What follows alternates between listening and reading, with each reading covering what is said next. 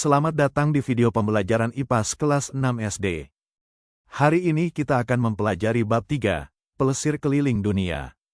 Topik C, Pemanfaatan Kondisi Geografis demi Optimalisasi Potensi. Bagaimana negara-negara maju mengoptimalkan kondisi geografisnya?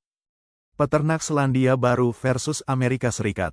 Selandia Baru atau New Zealand merupakan sebuah negara di benua Australia yang sangat terkenal dengan produk pertanian dan peternakannya. Saat ini, 95% hasil pertanian dan peternakan Selandia Baru diekspor untuk memenuhi kebutuhan dunia.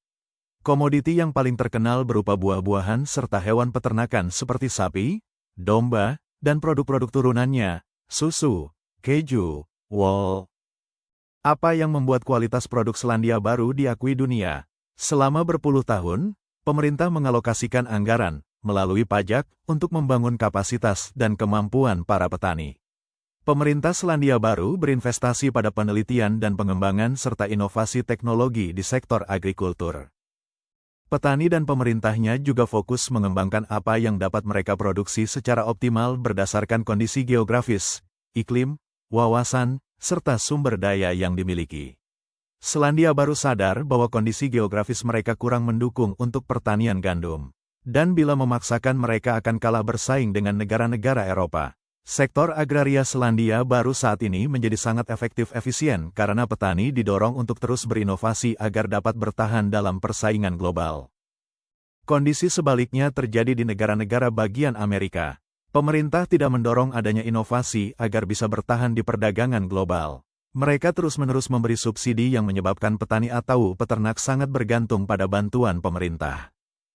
Selain itu, bantuan dana dari pemerintah sering jatuh ke tangan perusahaan distributor, yang sebetulnya tidak terlalu membutuhkan bantuan. Hal yang terjadi perusahaan besar tersebut mencari cara untuk menekan biaya produksi demi mendapat harga termurah. Akibatnya, kualitas komoditi agraria di negara bagian Amerika kalah bersaing dengan produk serupa dari Eropa dan Australia. Memanfaatkan tanah lapang sebagai kebun, penangkap angin. Denmark dianugerahi kondisi geografis yang unik. Negara ini seolah-olah terperangkap di antara Laut Utara dan Laut Baltik. Kondisi ini membuat Denmark menjadi area yang banyak mengalami angin kencang. Namun, Denmark mampu memanfaatkan kondisi tersebut untuk membangun dan mengembangkan turbin angin sebagai sumber energi. Bahkan, pemerintah Denmark menargetkan di tahun 2050 sepenuhnya telah menggunakan sumber energi terbarukan. Saat ini, lebih dari 45% kebutuhan energi di Denmark berasal dari pembangkit listrik tenaga angin. Denmark memanfaatkan area lepas pantai dan beberapa wilayah terbuka di daratan untuk memasang ratusan turbin. Selain Denmark, China merupakan negara yang juga memanfaatkan karakteristik kondisi geografisnya untuk mengembangkan turbin angin. Kecepatan angin sebagai sumber energi dipengaruhi oleh kondisi topografi suatu wilayah. Umumnya, wilayah yang dapat mengembangkan turbin angin berada di daerah pesisir atau dataran tinggi terbuka. Salah satu wilayah yang China gunakan untuk kebutuhan tersebut, yaitu kebun angin Huitengsil. Sebenarnya, kondisi geografis Indonesia juga mendukung untuk pengembangan energi terbarukan ini. Dan sejak 2020 lalu, pemerintah mulai aktif berdiskusi dengan beberapa negara, termasuk Denmark dan China untuk membangun kawasan serupa di Indonesia. Belajar dari Singapura, negara maju dengan sumber daya alam terbatas. Seperti kita tahu, Singapura merupakan negara dengan luas wilayah sangat kecil di semenanjung Malaya. Namun, negara ini punya peran sangat penting bagi perdagangan dan keuangan internasional. Letak wilayah negara Singapura sangat strategis bagi jalur lintas laut perdagangan internasional dan lalu lintas penerbangan internasional.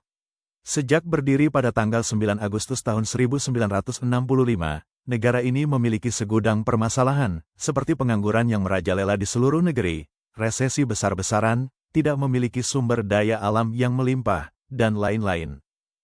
Tak hanya itu, negara Singapura memiliki segudang kekurangan dari negara-negara tetangganya.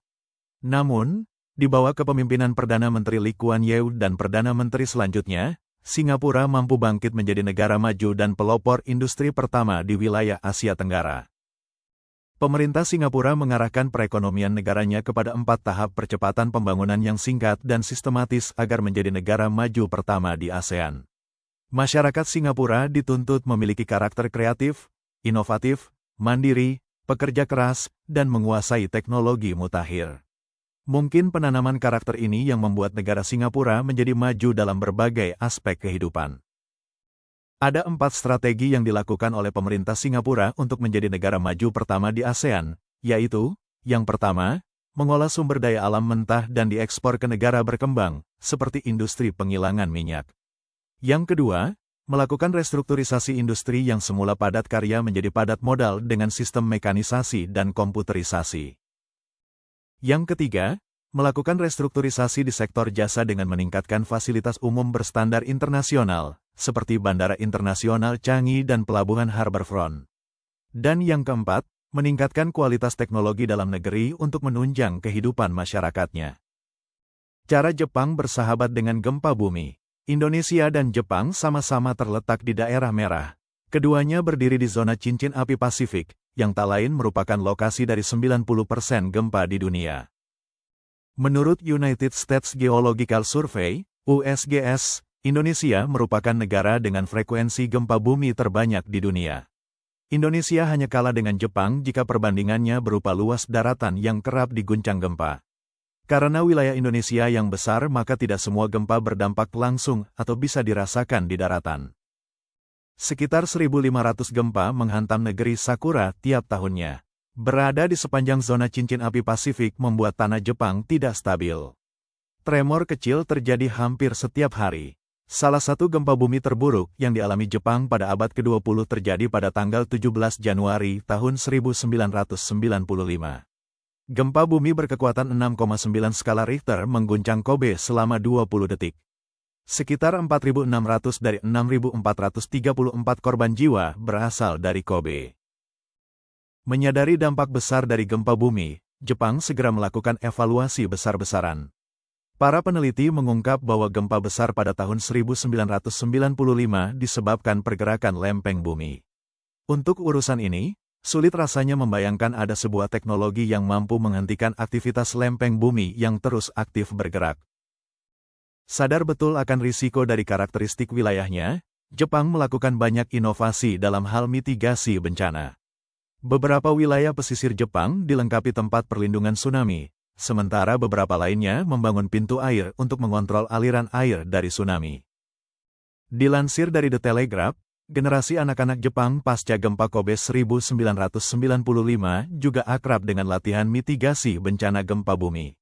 Ketika alarm peringatan berbunyi, anak-anak di sekolah mulai mencari tempat berlindung di kolong meja guna melindungi diri dari reruntuhan barang dan material bangunan. Latihan itu dilakukan setiap bulan. Ada pula aturan yang mewajibkan sekolah dengan 2 lantai atau lebih dilengkapi jalur evakuasi yang dapat dipakai anak-anak untuk menuju ke tempat aman. Sekolah juga bisa menjadi penampungan dadakan ketika rumah para siswa rusak akibat gempa. Program mitigasi gempa bumi di Jepang ini membuahkan ketenangan luar biasa di kalangan anak-anak hingga orang dewasa tiap kali bumi mulai bergetar. Dalam pendidikan mitigasi bencana, nilai saling tolong-menolong pun diajarkan. Anak-anak diprioritaskan selama proses evakuasi sehingga mereka bisa mentransfer pengetahuan kepada orang-orang di sekitarnya jika bencana kembali terjadi kelak. Akhirnya, kebiasaan ini menular dan berhasil menyelamatkan banyak nyawa. Selain alarm peringatan dan edukasi, Jepang juga sangat memerhatikan soal struktur bangunan. Seperti inovasi pada struktur beton bertulang yang mampu menahan gempa meski tidak mengurangi risiko getaran. Inovasi ini memanfaatkan minyak, karet, dan zat-zat lain yang tertanam di antara struktur bangunan dan tanah. Bantalan yang tercipta dari struktur yang dipakai oleh 7.600 konstruksi di Jepang ini menjadikan bangunan tahan gempa. Jepang banyak belajar dari gempa di Kobe tahun 1995 silam. Dan, hasil belajar itu kini mampu menyelamatkan ribuan nyawa ketika gempa terjadi. Kesimpulan pembelajaran kita hari ini yang pertama, kondisi alam sebuah negara sangat mungkin dimanfaatkan secara optimal. Yang kedua, di banyak negara maju, seperti Belanda, Denmark, Jepang, atau New Zealand memiliki kondisi geografis yang telah dimanfaatkan untuk mendukung perekonomian negara. Yang ketiga, upaya yang dilakukan negara-negara tersebut biasanya dalam hal inovasi, edukasi, dan fokus spesialisasi. Dan yang keempat, konsistensi dalam jangka waktu panjang dapat membuahkan hasil yang optimal. Dan Indonesia masih perlu banyak belajar untuk berfokus pada pengembangan aspek yang tepat demi perubahan yang ingin dicapai. Kosakata baru, komoditi adalah barang dagangan, mitigasi adalah upaya pencegahan. Sampai di sini pembelajaran IPAS Bab 3, Pelesir Keliling Dunia, Topik C, Pemanfaatan Kondisi Geografis demi Optimalisasi Potensi. Semoga bermanfaat. Jangan lupa, like, komen, share, dan subscribe channel ini untuk informasi pembelajaran lainnya. Sampai jumpa.